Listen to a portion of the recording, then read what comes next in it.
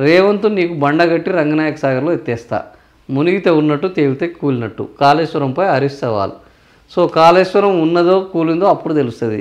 So మొన్న ఎవరు రేవంత్ రెడ్డి ముఖ్యమంత్రి గారు దేవరకొండకు పోయి గంభీరమైన స్పీచ్ ఇచ్చారు. ఏంటంటే కాళేశ్వరం మొత్తం కూలిపోయింది, అదేవిధంగా వీళ్ళు ఈ నాగార్జున సాగర్ దానికి అడ్డుపడుతున్నారు. సో ఇట్లనే అడ్డుపడితే నేను ఇలా ముగ్గురిని కట్టగట్టి అట్లా ఎత్తేస్తాను, మొత్తం మునుగుతారు. సో ఆ తర్వాత వీళ్ళకి అర్థమవుతుంది అని అన్నారు.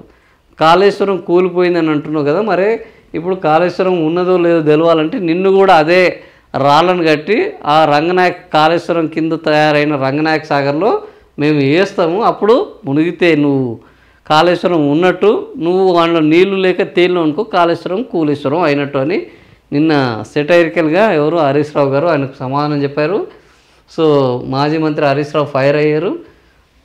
రైతులకు బాకీ పడ్డ 450 కోట్లను విడుదల చేయాలి. ఎవరి మొక్కజొన్న రైతులకు పల్లెల్లో కాంగ్రెస్ అభ్యర్థులను ఓడించాలని పిలుపు. చిన్న కోడూరు మొక్కల కొనుగోలు కేంద్రంలో పరిశీలన చేశారు.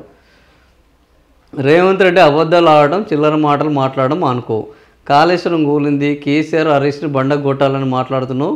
నువ్వు సిద్దిపేటకు వస్తే బండగట్టి రంగనాయక సాగర్లో ఎత్తేస్తా, మునుగుతో తేలుతో చూద్దాం. రంగనాయక సాగర్లో నీళ్ళను నువ్వు మునిగితే కాళేశ్వరం ఉన్నట్టు, తేలితే కాళేశ్వరం కూలినట్టు అని బీఆర్ఎస్ నేత మాజీ మంత్రి హరీష్ రావు తీవ్రంగా మండిపడ్డారు.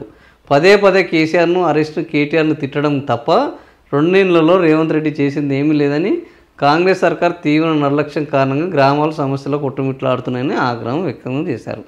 సో ఇది ఓవరాల్గా అంటే నువ్వు మమ్మల్ని అన్నావు కదా, మేము కూడా అదే పని చేస్తాం, అప్పుడు నీకు కాళేశ్వరం ఉందా లేదా తెలుస్తుంది అని మరి హరీష్ రావు అంటున్నాడు. ఇది ఇంకా ఎవరికి బండలు కట్టేయాలనో ఎవరికి మునుగుతారో వీళ్ళిద్దరూ బ్రహ్మాండంగా ఉన్నారు. హరీష్ బీఆర్ఎస్ నాయకులు బాగానే ఉన్నారు, కాంగ్రెస్ నేతలు బాగానే ఉన్నారు. మునిగింది ఎవరయ్యా అంటే జనాలు మునిగిరు, రైతులు మునిగిరు. మొత్తానికి రైతులకు దిక్కు లేకుండా పోయింది, యువతకు ఉపాధి లేకుండా పోయింది, ఉద్యోగులకు వేతనాలు లేవు, పెన్షనర్లకు సెటిల్మెంట్లు లేవు. జనాలు మునిగిరు, వీళ్ళు బాగానే ఉన్నారు.